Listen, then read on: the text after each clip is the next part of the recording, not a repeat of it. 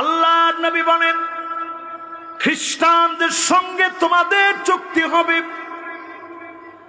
Orthodox খ্রিস্টানদের সঙ্গে তোমাদের চুক্তি হবে, রাশিয়ায় যে খ্রিস্টানরা রয়েছে তাদের সঙ্গে তোমাদের চুক্তি হবে। ফয়াকদিরুন, চুক্তিটা একদিন ভঙ্গ হয়ে যাবে।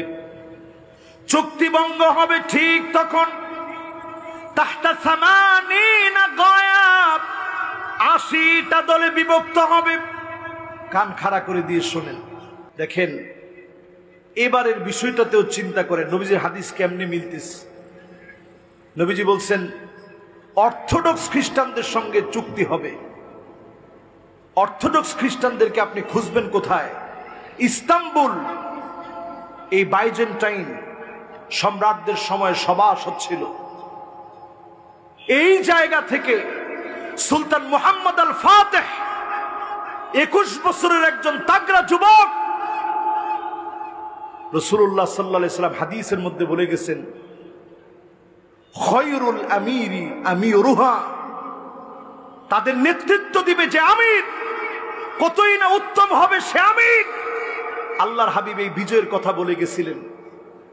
21 বছরের যুবকের হাত ধরে আল্লাহ পাক পুরো এই জায়গাটাকে আল্লাহ তাআলা বিজয় দান করে দিয়েছেন। সুবহানাল্লাহ।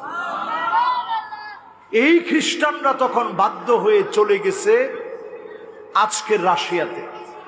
আল্লাহর হাবিব বললেন, তোমাদের মাঝে অর্থোডক্স খ্রিস্টানদের সঙ্গে চুক্তি হবে, ফয়াকদিরুন, চুক্তিটা একদিন ভঙ্গ হয়ে যাবে। চুক্তি ভঙ্গ হবে ঠিক তখন তাহতা সামানিনা গয়াব, 80টা দলে বিভক্ত হবে। কান খাড়া করে দিয়ে শোনেন, পৃথিবী এখন সেই দিকে যাচ্ছে। সারা পৃথিবীর ল্যাংড়া, লোলা, কানা, অন্ধ, যত রকমের শাসক আছে সব এখন এক হয়ে গেছে।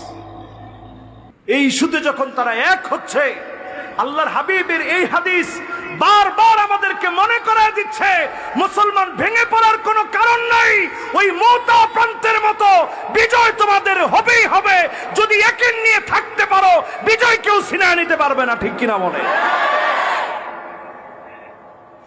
80টা বৎসর ধরে 1945 সাল থেকে নিয়ে এই পর্যন্ত ওই দখলদার হানাদাররা ঢুকার পর থেকে মুসলমানদের উপরে জুলুম আর নির্যাতন করে যাচ্ছে।